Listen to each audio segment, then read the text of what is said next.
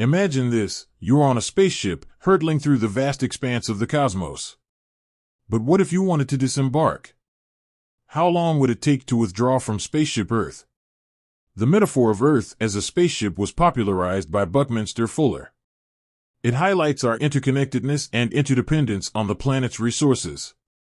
Just as a spaceship has a crew and a limited supply of resources, so too does Earth. Factors affecting withdrawal time. So, if we wanted to withdraw from Earth, what factors would influence the time it would take? Let's break it down. Technological advancements.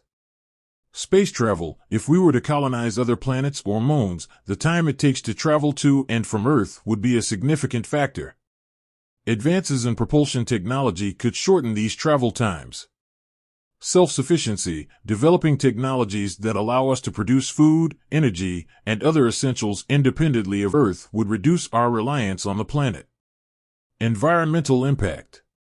Climate change. If we continue to degrade Earth's environment, it could become less habitable. This could accelerate the need to find alternative homes. Resource depletion. As we exhaust Earth's resources, we may need to seek them elsewhere, further driving the need for space exploration. Social and political factors. Global cooperation. International cooperation is essential for large-scale space exploration and colonization. If we can work together effectively, we may be able to accelerate the process. Economic factors. The cost of space exploration is significant. If we can develop more efficient and affordable technologies, it could make large-scale colonization more feasible. Ethical considerations. Before we embark on a journey to leave Earth, it's important to consider the ethical implications. What happens to those who are left behind?